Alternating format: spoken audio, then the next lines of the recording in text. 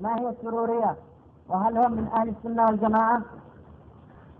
السرورية قد نشروا في بعض جرائدهم أنهم يتبرعون من هذا الاسم، وقد أثنينا عليهم في غير ما شريف مما تقدم، ولكن الحزبية تجعل أهلها يتلونون ويتقلبون.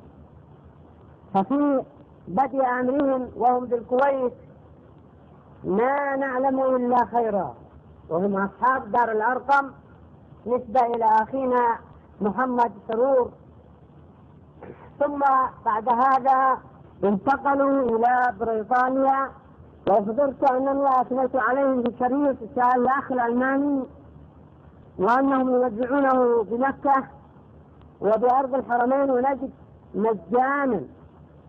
نعم أثنينا عليهم، بل طلبت من الأخ عبد الله بن غالب ومن الأخ قاسم أن يتحفاهم بمقاطع شعرية في السنة على مجلة البيان، لكن ما شعرنا إلا وهم يثنون على حسن الترابي، وهم يتنقصون العلم وأنهم لا يعرفون الواقع.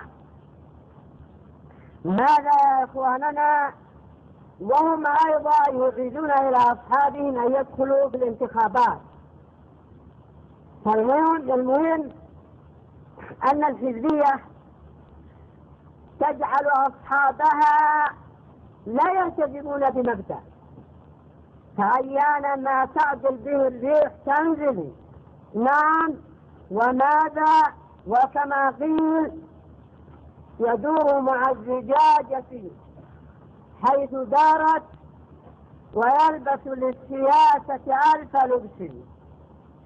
نعم، ولا نذكر بقية الأبيات لأنها لا تنطبق عليهم. فماذا يا إخواننا؟ فالمهم كم لهم منذ نزلوا في بريطانيا من زمان، وبعدها نحن نصحناهم. زارنا الأخ محمد سرور إلى هنا وقلنا لهم لا بد أن توجدوا مدرسة هنالك لعلم الحديث. قال نحن في طريقنا، وما أدري قد وصلوا من هذه الطريقة وما وصلوا إليها.